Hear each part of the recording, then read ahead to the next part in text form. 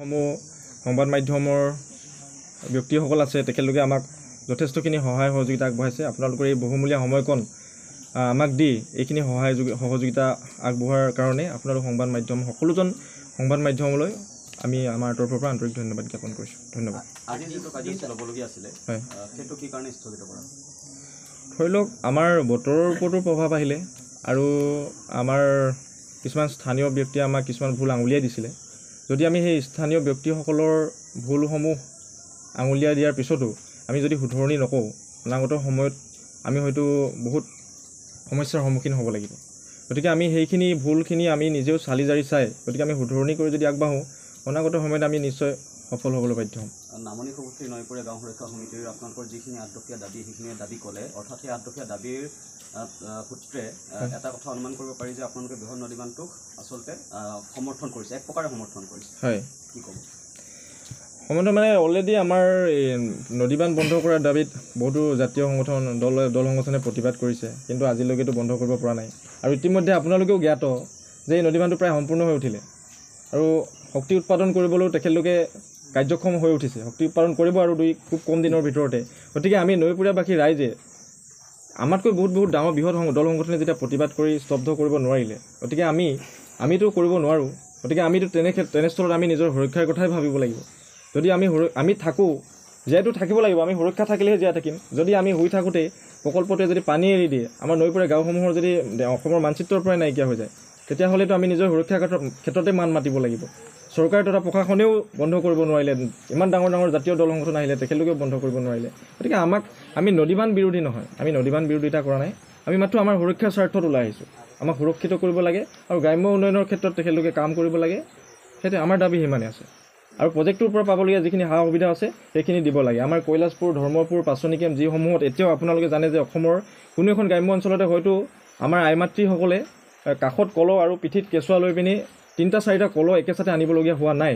কিন্তু আমাৰ এই প্ৰজেক্টটোৰ ওচৰতে 2-3 কিলোমিটাৰ দূৰত্বত সেই মানুহখিনি যিটো জীয়াতু ভুগিবলগীয়া হৈছে, পানীৰ যিটো জ্বলন্ত সমস্যা, সেই সমস্যাটো জেমৰ আঁচনিও ঢুকি পোৱা নাই।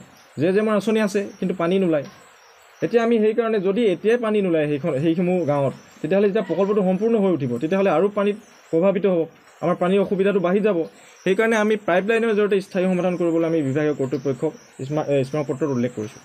যদি আমাৰ সেইখিনি সমস্যা সমাধান কৰি দিয়ে, আমি জনাব খোজা নাই কোনো কাৰণতে। আমি প্ৰত্যেকজন নৈপৰীয়াবাসী ৰাইজে কৈছোঁ যে আমি দেশৰ সৰ্বাত্মক উন্নয়নৰ স্বাৰ্থত কেতিয়াও আমি নদীবান্ধ বিৰোধ কৰা নাই। গতিকে আমি বৰ্তমানেও নকওঁ যে আমি বিৰোধ কৰিম।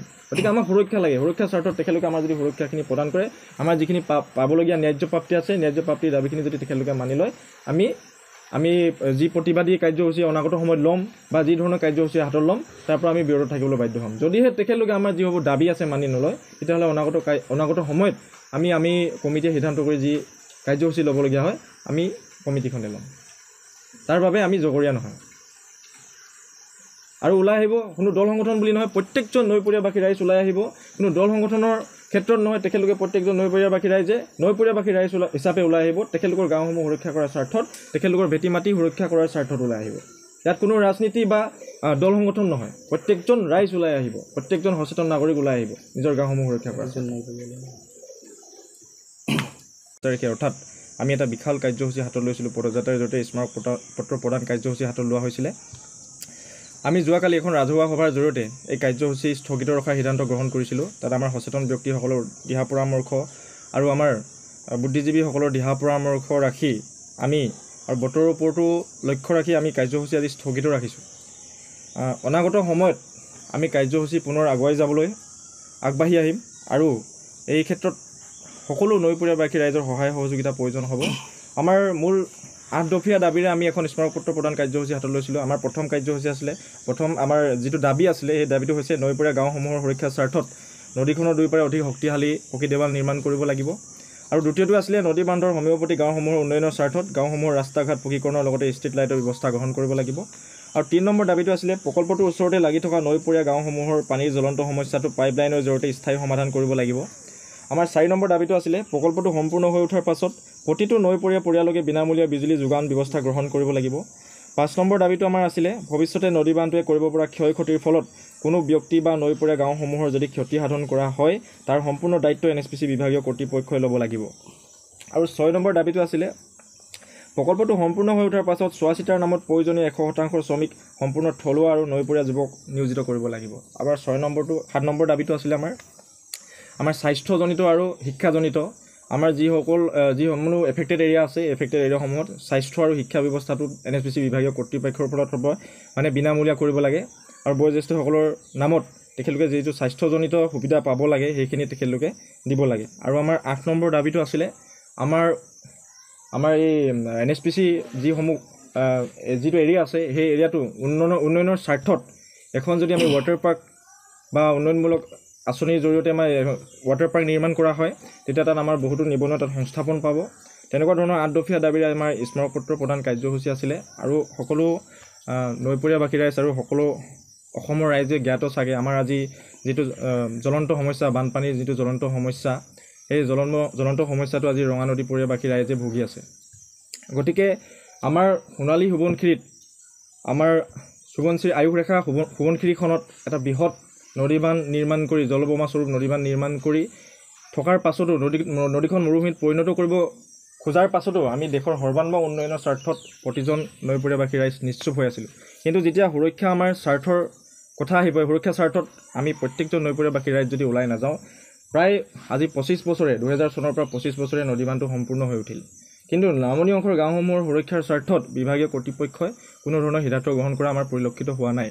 তেখেতলোকে মাথো দুডালমান পাকু পাইন আৰু কেইবেগমান জিঅ' বেগ দিয়ে দায়িত্ব সামৰণি মাৰিছে।